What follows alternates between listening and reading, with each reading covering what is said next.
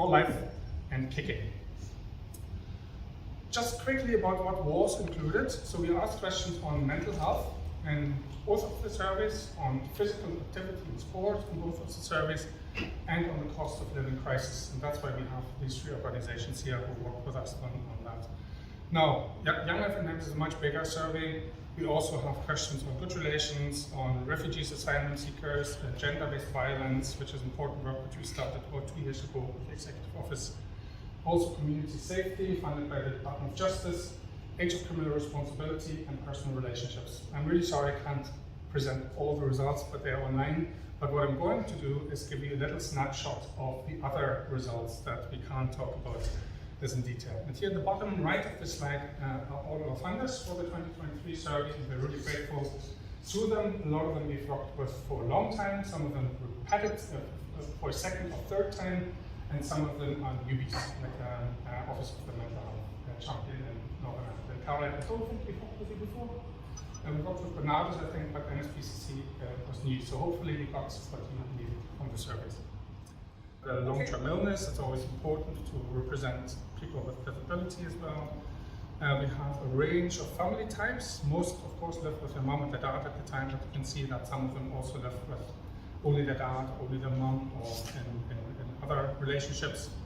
And in terms of the school type, again, a good split between Catholic maintained schools and controlled schools and integrated schools as well. Of course, there are some children who attend special schools. But if you look at Young Life and Times, gender balance is not quite as good, although since we've started the survey online, we have increased the proportion of males who take part in the survey as well. But it's still predominantly females.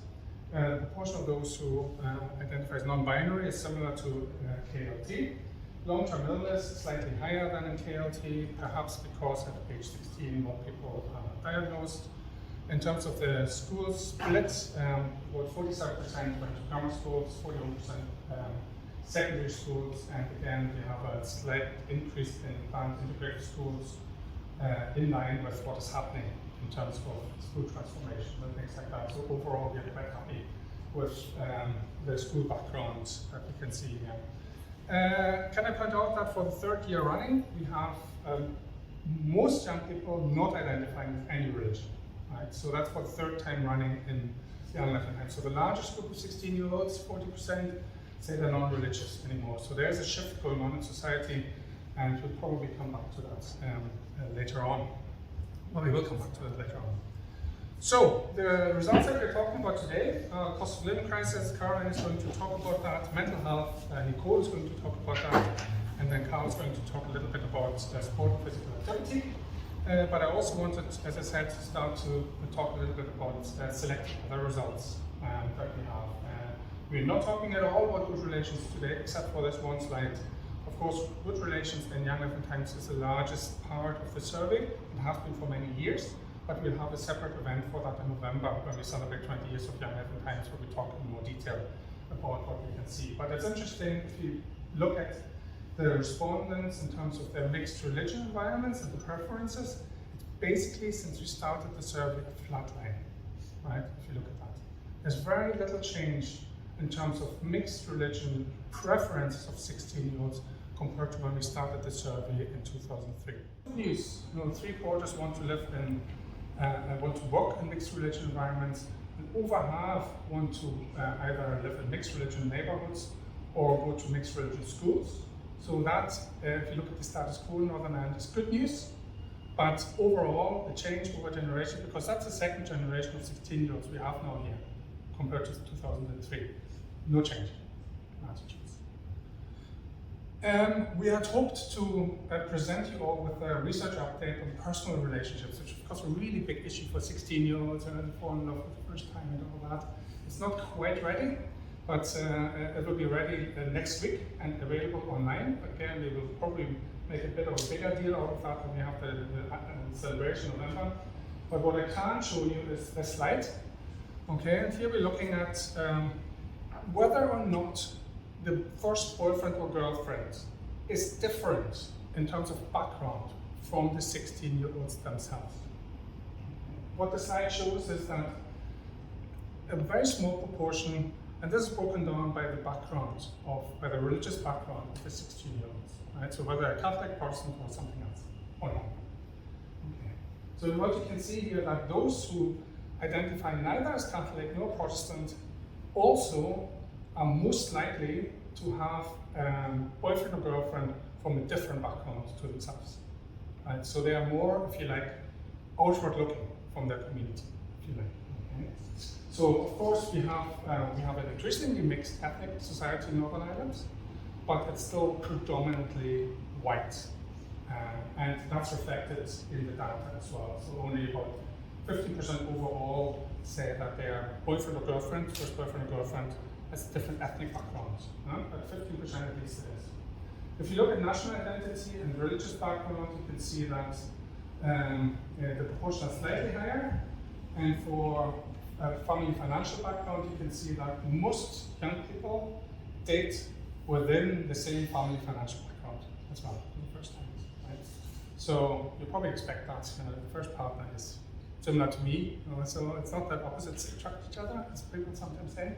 It seems to be saying this attracts each other, we would expect that. But the interesting aspect here is that if you don't identify as Catholic or Protestant, you're more likely to have a more diverse background, even in terms of boyfriend or girlfriend.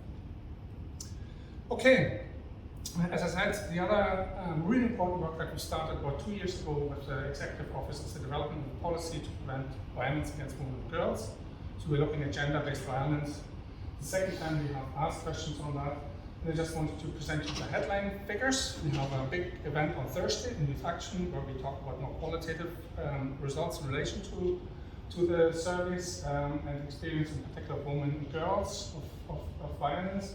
You can see here that particularly females have, except for physical violence, which is more experienced by males, all other types of violence are more experienced by females. And again, you probably expect that.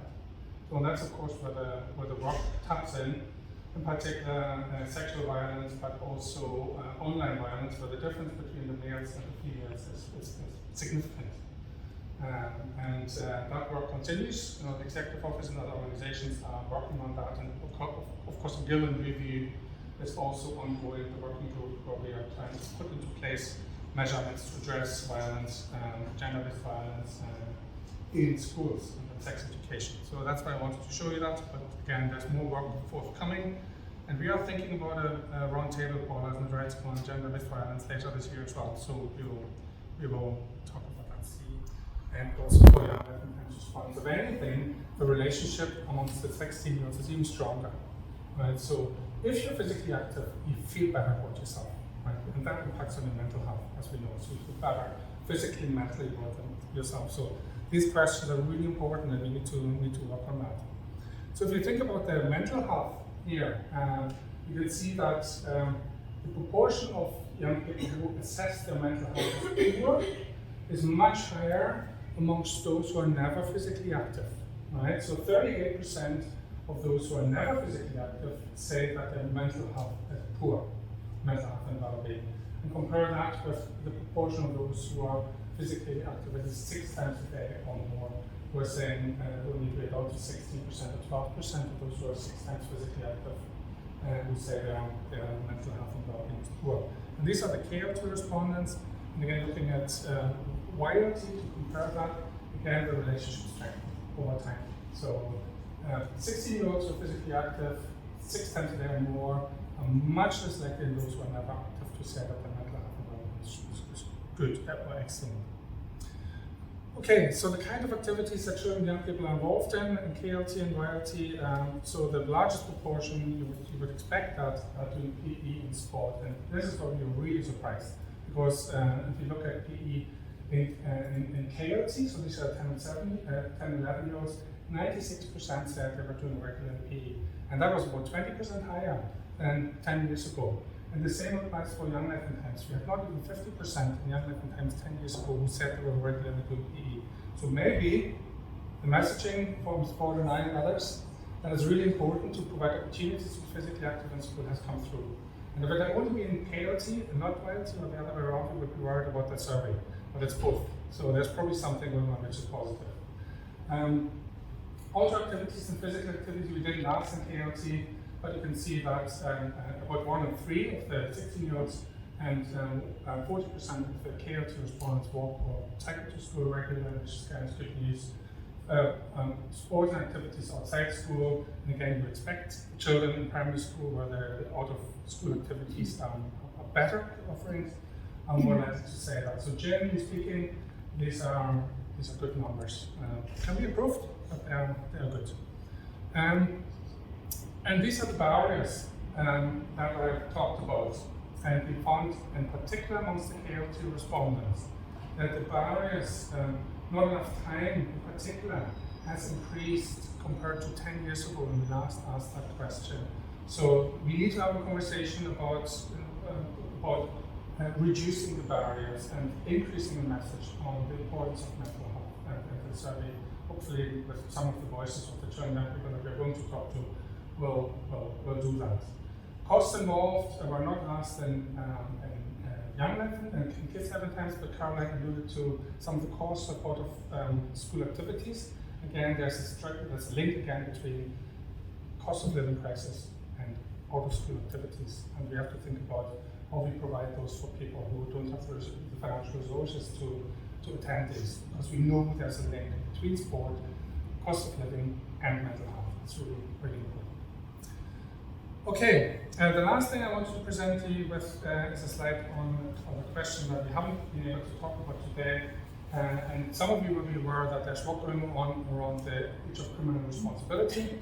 At the moment, Northern Ireland in the UK is the country with the lowest age of criminal responsibility. We asked in Kids Life and Times about 8 years ago what children think the age of criminal responsibility should be, and whether they believe it should be 10 years or it should be older. And with my colleague Siobhan McAllister, who's a criminology lecturer and senior lecturer at Queen's University, who's actively involved in doing some advocacy work with the Department of Justice and others in relation to that. We've asked questions on young people's understanding of the age of criminal responsibility. If I just point out the second table, maybe might be the more interesting one to look at today, because it's sort of run out of time zone, is that the largest proportion, but only a quarter, the largest proportion think that the age of criminal responsibility should be either 14 or 16 years. Okay, so that's where we are. And the results are quite similar to Kids Life and Times about 8 years ago when we asked the question, with the exception that a higher proportion amongst young Life and Times respondents think that 12 is an appropriate age for criminal responsibility. So that was surprising. But maybe the 16-year-olds are thinking back, what did I think when I was 12? Did I know what I was doing when I was, I don't know, throwing stones or breaking windows or whatever it may be? But generally speaking, consensus seems to be among both children and young people that the age ought to be increased. Okay, just future planning, as I already said. So we have this research update on personal relationships published in September, so that will be next week. It's with the designer. I thought I could present it today, but I can't. But we'll talk in a bit more detail about that in our November events on 20 years of the Young Life and Times. We will publish that on our social media and website and news and all that. If you have questions, all people for questions are in the room, but you can also email us, Katrina, Martina, or myself. We produce further research reports, and they can be found in the publication section of our website. And what remains to be said is thank you. And I don't know if do we have any Young Life and Times respondents here? I think the first thing to note is I have to commend Nicola and Caroline for getting into the detail and the data so early. After it was released, I think at Sport Northern Ireland we're still really reflecting on the findings. So my remarks are not going to be focused so much on the findings themselves, but I think what I want to say is a big thank you to Dirk and the team for organising the survey once again. As Dirk notes, I thank you very much for reminding me that it was about 10 years ago. I knew we had done it before. There was a longitudinal element to it. And I think that's part of the value for ourselves at Sport Northern Ireland, so that we can track those trends and changes in levels of sport and activity and perception amongst our young people.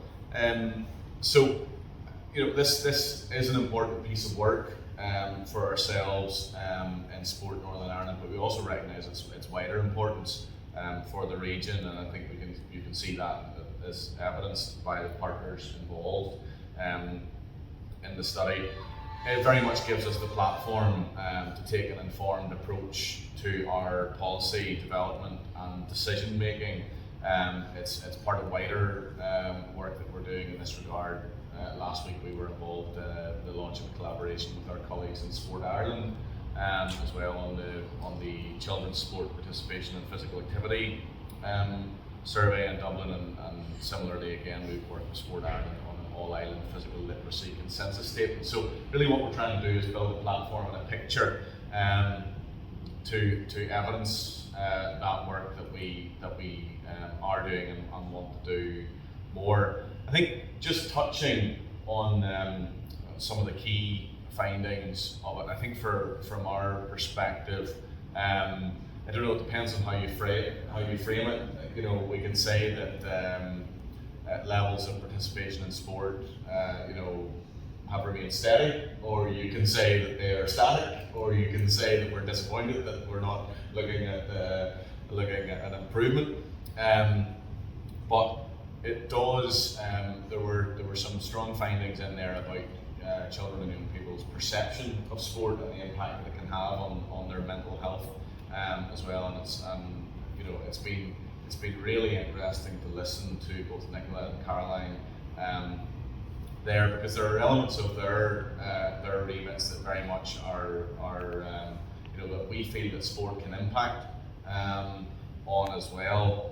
I guess on the cost of living, the children or participants in the survey identified what are the barriers to them participating in sport more. They identified things like time, their health, transport, cost, and knowledge of where sport is. All of which I guess we probably were aware of, but it is helpful to have those elements drawn out. I think if I touch on cost of living and cost of sport, that is an area that we are very keenly aware of. I think in a couple of our new investment programs, we are looking at a particular weighting around areas of social disadvantage, which I don't think is something that Sport Northern Ireland would have done heretofore. So we are very much aware and conscious of those hidden barriers and inequalities that are in sport, and they're in all other walks of life. Whether it be sport, whether it be arts, whatever it is that children are involved in. So I think one of the other takes that we had noted was that there is a significant appetite amongst children and young people to do more sport as well. So despite those barriers that the participants outlined, there is a real keen demand and appetite to do more sport. So that's brilliant news for an organisation such as ourselves.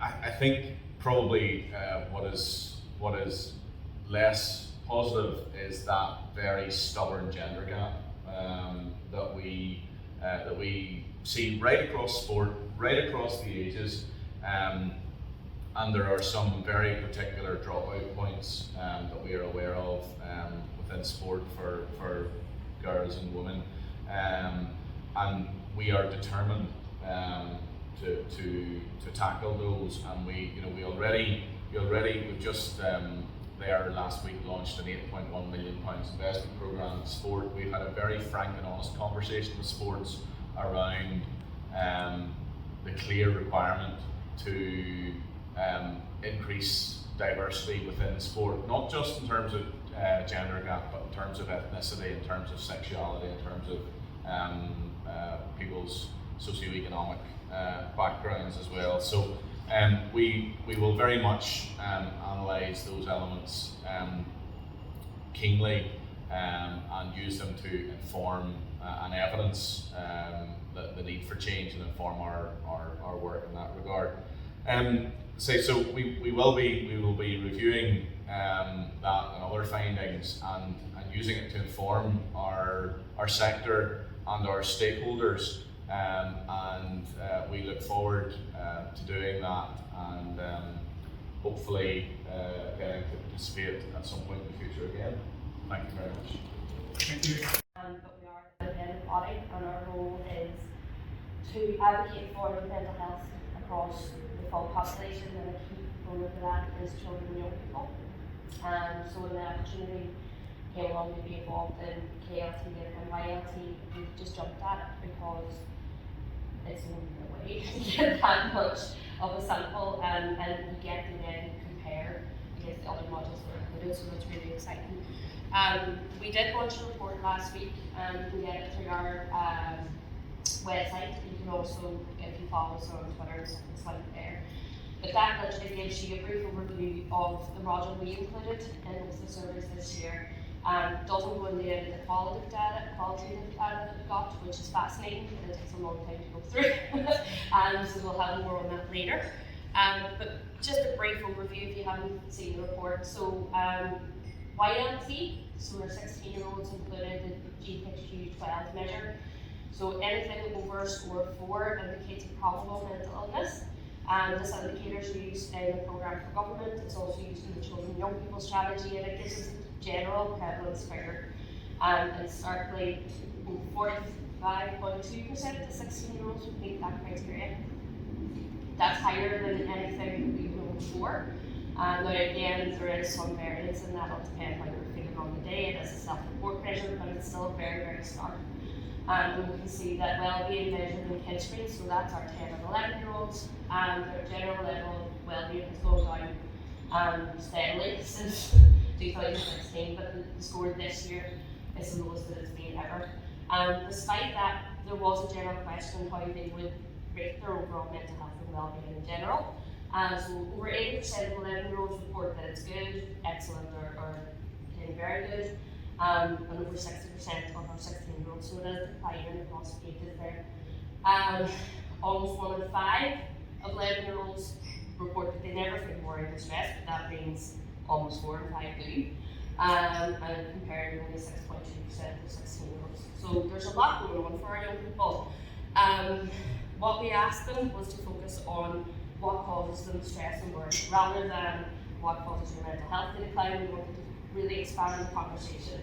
So we know that the most common concerns for young people at both ages are problems for arguments with friends, problems for arguments at home, and pressures to do well at school. So the big thing that most people would be aware of anyway, but it's the figures that are really stark. So 42% of 11-year-olds are having problems with friends, 43% of 16-year-olds, and pressure to do well at school, almost 40% of 11-year-olds. So you're talking about your school transition. There's a lot of factors at play there, but over 80% of 16-year-olds.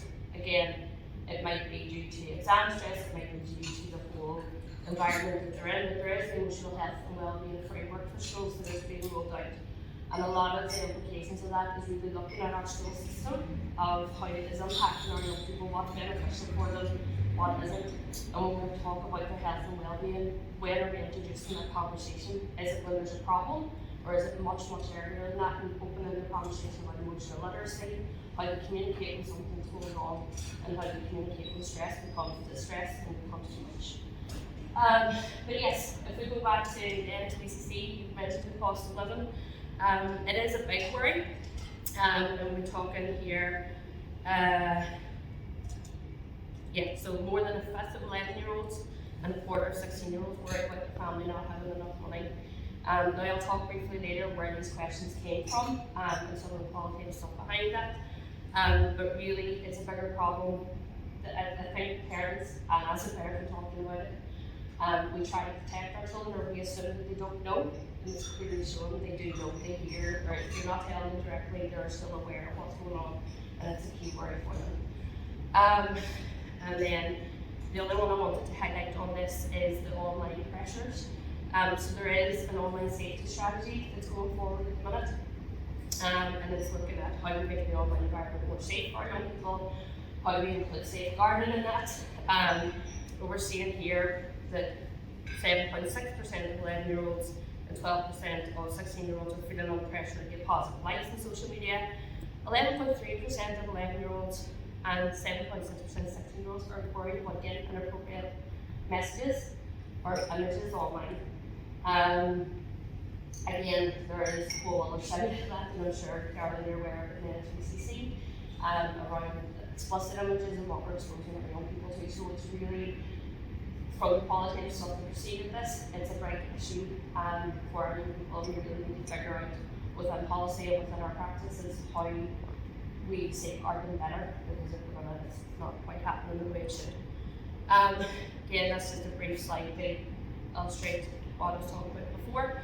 But we also wanted to know who our young people talk to. And it's great to see that most of them talk to their parents, and they talk to a friend or a brother or sister, but we talk about the avenues that we set up for our young people to talk if they've got a concern. We ask them to go to their teacher.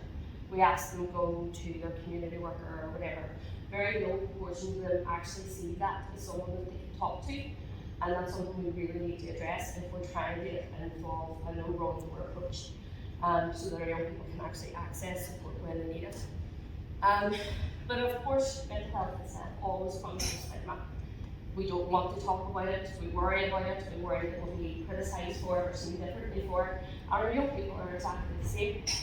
Over 50% of 16-year-olds just wouldn't want anyone to know what was wrong.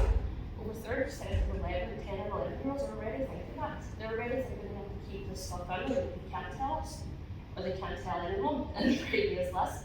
And that's something we really need to address. And again, our office does advocate for increasing emotional literacy within schools. And again, it's giving young people those skills just to recognise their emotion in the first instance, and then communicate it in a way that says, I need support, I need help, or identify that it is something that's problematic for them. But yeah, and that the reason we focused on this in the first instance is we did a series of engagement events with young people across Northern Ireland, and I went in and asked them, well, what exactly do you want to be asked about your mental health? And all of them said, stop asking us about mental health.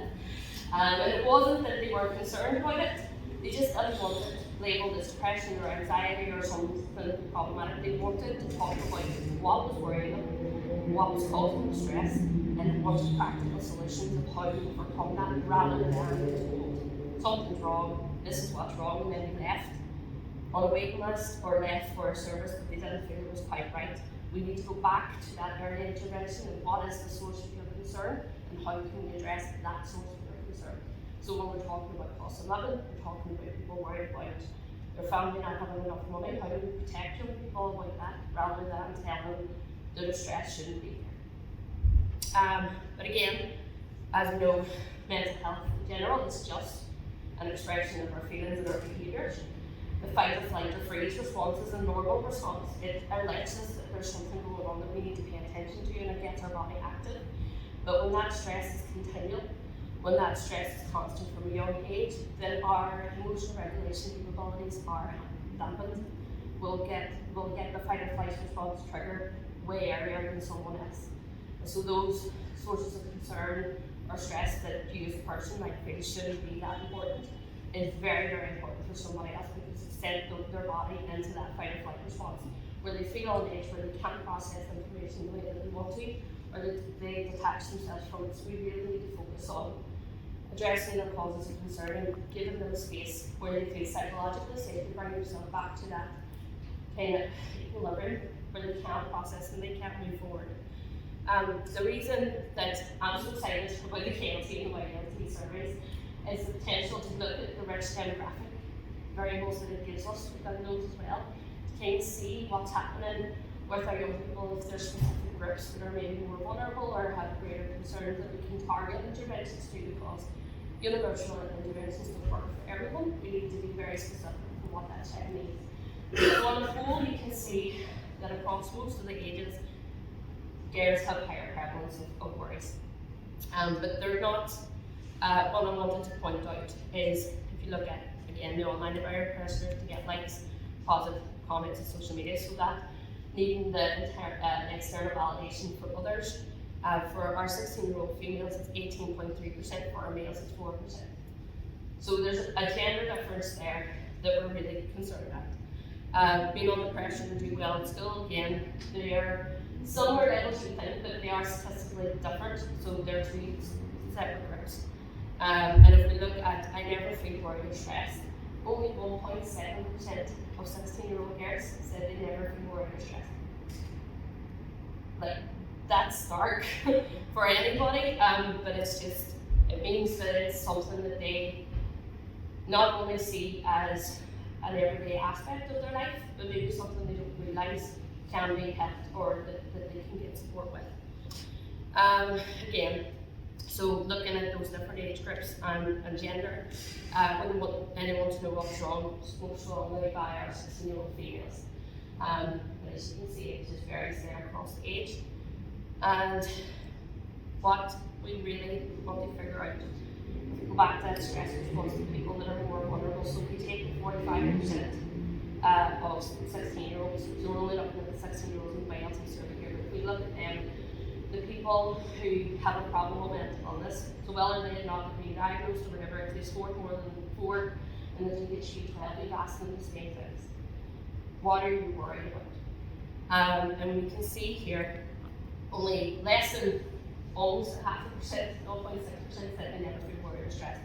So most of that population was in a constant state of worry or stress. Oh, sorry. How do I go back? Sorry, apologies. There we go. And then again, everything else seems to double. So problems with arguments with home and family goes from 27% to 54. Problems with peers, 31% to 58. Now we're not saying that those stresses are any more important than that group, but if there's already other factors that are impacting your mental health and well-being generally, then that stress is compounded on the other stuff or whatever else is causing their heightened state at that point in time, and that's where we really need to target interventions to help them with coping mechanisms to regulate themselves, to bring them back down, or to identify what is the causes of stress and if there's anything that we can do as service providers, as policymakers, to mitigate that for them.